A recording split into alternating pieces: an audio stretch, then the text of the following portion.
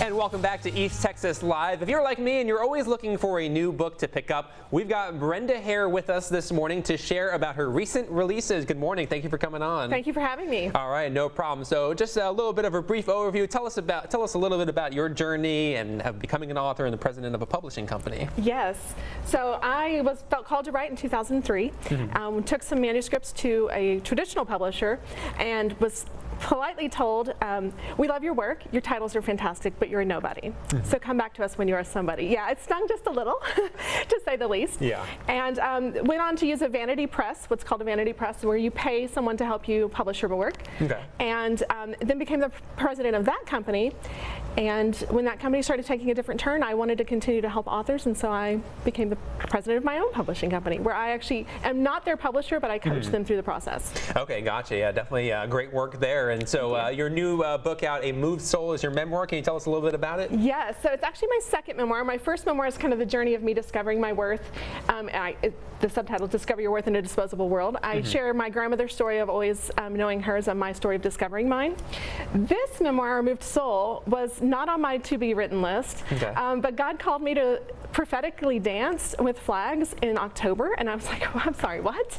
And so as an author, I began to document the process, and so it's a 4-month diary-style memoir of the process of me basically having this conversation with God and seeing if he's serious about this, and he was, and so that's the story. It's uniquely written diary style, and so you kind of get a little insight into my head and into some of the battle going on there and the questioning. All right, definitely sounds like a good read there. So you're not just an author, but a coach for others as well. So what are some of the challenges they face, and how do you help them navigate through those challenges? Yes, so the other book that launched this month was called I've Been Told I Should Write a Book, and it's to help answer all those questions, because that's the thing we get, right? People, that's usually the first thing they say to us is, I've been told I should write a book. Yeah. Where do I start? And so we try to help answer some of those questions, because it's very complex, right? Where do you start? Where do you want to end up? Is how you figure out where you want to start. Right. And so we just helped kind of figure that out for them. What are their options? Where can they end up? And then what do they want, the work they want to put in to get there?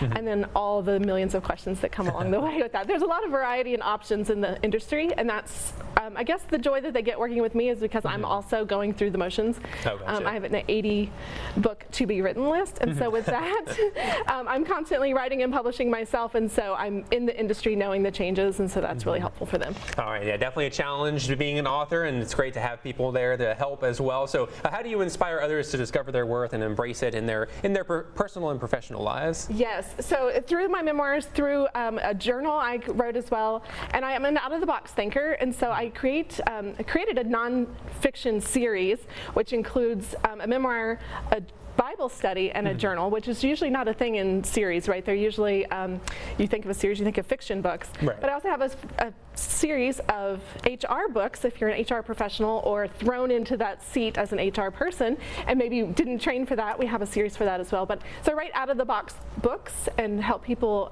use their unique gifts in order to write their books. And so I would say that's how I help them figure out what's unique about them and their purpose, and then how to package that into a book that would be readable. All right, perfect. So lots of great books out there. You can see them on the desk. So where can people go to find out more information about you, or if they want to buy a copy of these books? Sure. The books are available obviously on Amazon, where every other book's available. Yeah. But they can also go get an autographed copy on my own website, BrendaHaire.com. They're available there.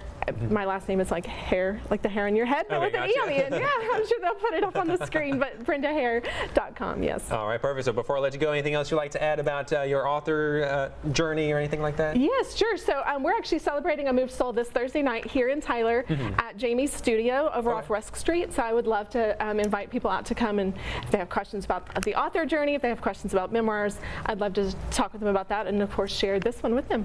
All right, perfect. Well, thank you very much for joining us this morning.